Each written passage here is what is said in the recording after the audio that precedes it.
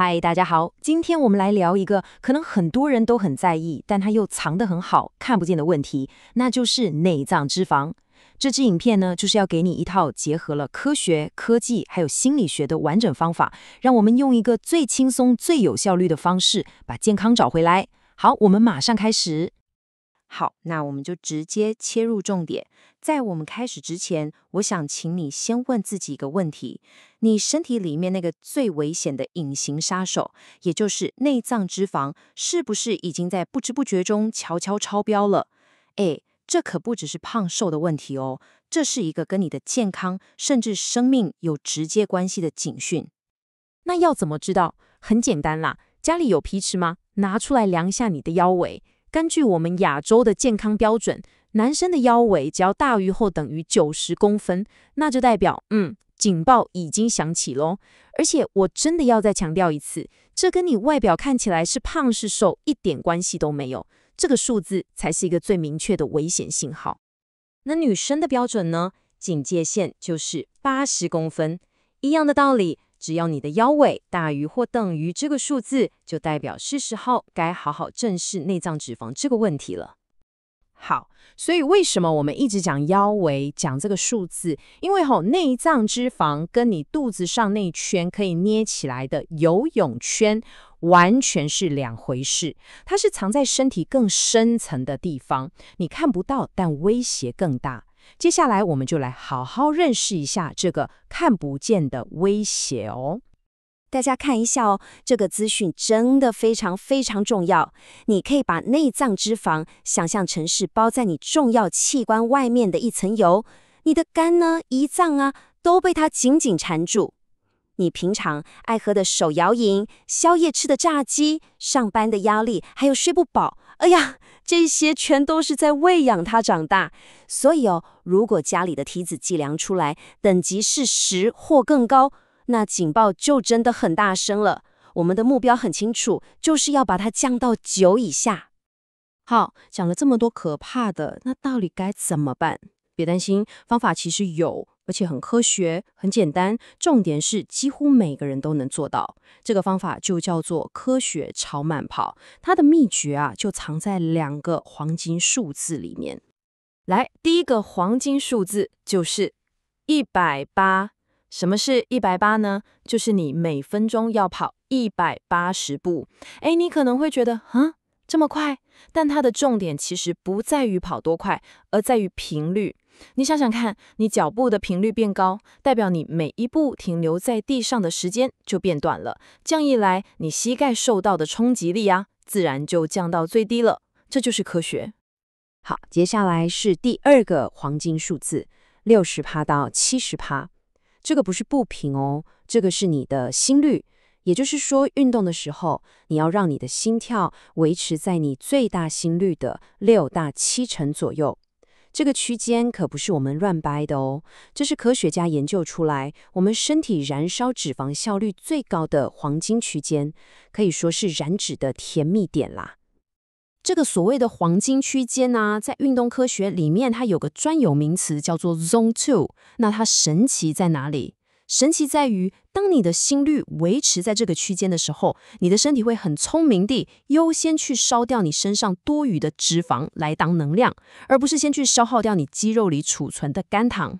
这代表什么？这就代表你可以跑得非常久，而且一点都不会累，感觉好像在边散步边聊天一样，但你身体里面的燃脂引擎其实正在全力运转。好，黄金数字我们都知道了，那再来就是怎么跑才不会受伤，这非常重要。这里有4个关键的姿势要诀。第一，记得是前脚掌先落地，然后脚跟才轻轻放下来，千万不要用脚跟去扣一声撞地板。第二，你的膝盖从头到尾都要保持一点点弯曲，有点弹性的感觉，它就是你身体最好的避震器。第三，跑起来要很安静，对，你没听错，越安静代表你姿势越对，冲击力越小。最后一点，步伐要小小的快快的，有点像在原地小碎步，但记得频率要跟上我们刚刚说的180哦。OK， 听到这里你可能会想说，理论我都懂了啦，可是我怎么知道我跑的频率是不是180？我的心跳有没有在 Zone 2啊？问得好，这就是现代科技最棒的地方。接下来我们就来看看怎么利用 AI 工具啊，把超慢跑变成一个超级聪明、超级有效率的运动习惯。你的科技工具包其实很简单，基本上3样东西就够了。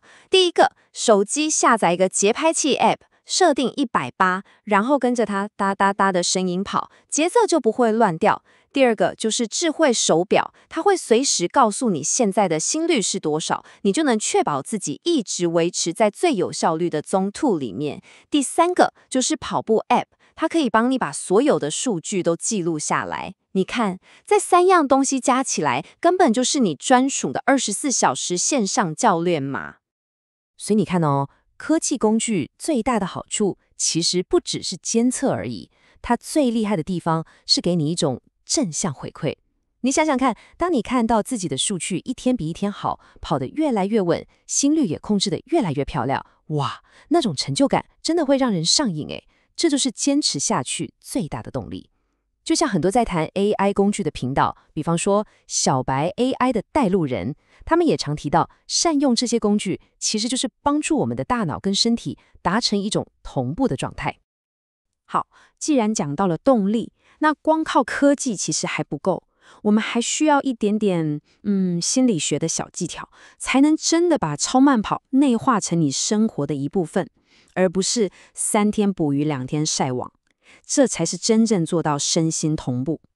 这里要跟大家分享一个我个人超爱的方法，叫做最小门槛法则。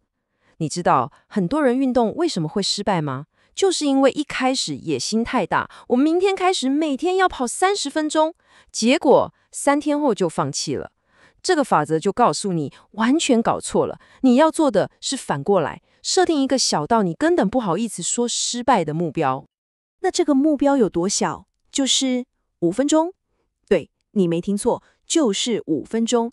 你只要跟自己说，我今天换好衣服，出去跑个5分钟就好。是不是听起来超没压力？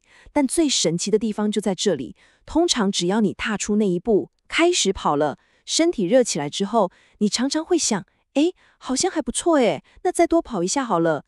这就是破解懒惰最好的方法。为了让大家更有信心，我们来稍微考古一下，看看这个超慢跑是怎么来的。发明这个方法的是日本一位叫做田中弘晓的教授。最厉害的是什么，你知道吗？他靠这个方法50岁去跑马拉松，成绩竟然比他30岁的时候快了将近50分钟。这根本就是逆生长啊！这也证明了这个方法不只对减脂有效，甚至能让你整个人越动越年轻。好，我知道，听到这里，你可能已经很想马上穿上跑鞋冲出去了。但等一下哦，在开始之前，我们还有最后一件，也是最重要的一件事要做，就是安全评估。运动是为了健康，所以千万不能受伤。大家务必花点时间看一下这个画面。简单来说，如果你是膝盖真的很不舒服，或是平衡感不好、有肌少症问题的人，我会建议你先从更温和的超慢走开始，不要急。那另外一边，如果你本身有心脏病、血压不稳定的问题，那拜托一定要先去问过你的医生，等医生说 OK 了，你再开始。记住，安全永远是第一顺位。那在跑步的过程中，要怎么知道自己的强度对不对呢？台湾推广超慢跑的徐栋英教官给了我们一个超棒的8字口诀，就是不酸、不痛、不硬、不喘。意思就是说，你在跑的时候，全身都应该是舒服的、放松的。如果你感觉到哪里开始痛了，或是喘不过气了，那就代表你太快或姿势不对了，就要马上停下来休息调整。千万要记得哦，我们是来运动健康的，不是来自我虐待的哦。好了，说了这么多，最后我想问大家一个最简单的问题：我们从1天5分钟开始，这大概就是你泡一杯咖啡，或是滑个手机看个短影片的时间而已。你愿不愿意每天就花这么一点点时间，投资在你自己身上，为你未来几十年的健康打下一个真正稳固的基础？我想答案应该很清楚了，选择权就在你的脚下。